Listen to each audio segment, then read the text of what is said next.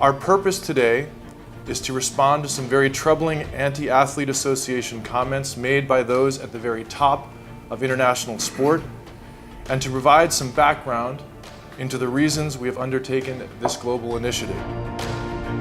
It's time for the collective voice of the athletes to be heard.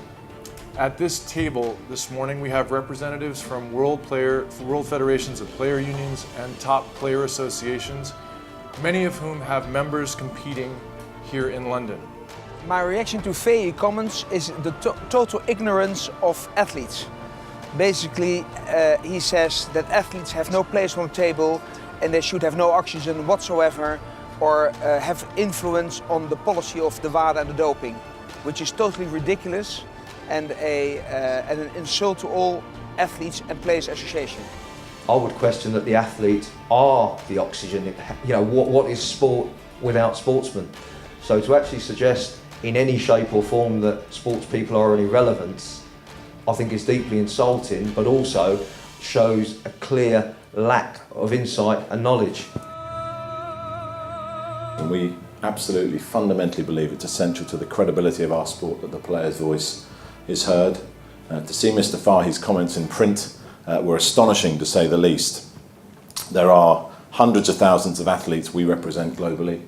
There are tens of thousands of people who work, as we all do, representing players to the best of our ability.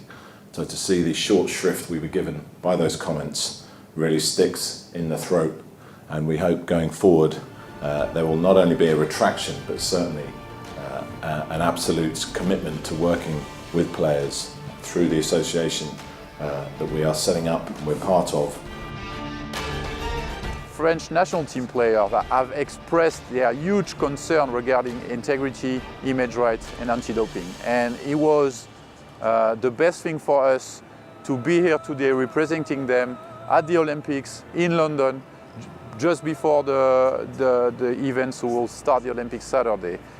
It will show everybody in the rest of the world that professional athletes, and especially top elite athletes, have something to say.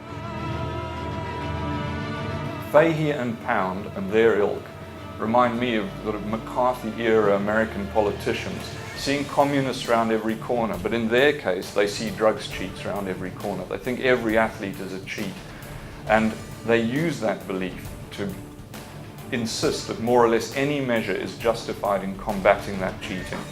And this inevitably means that athletes find themselves under the yoke of WADA instead of being stakeholders in it and advocates of it. I think now Mr. Fahey needs to think twice before he said things like that in the future, because now he has to count on us, and we're going to be part of the solution and not be part of the problem.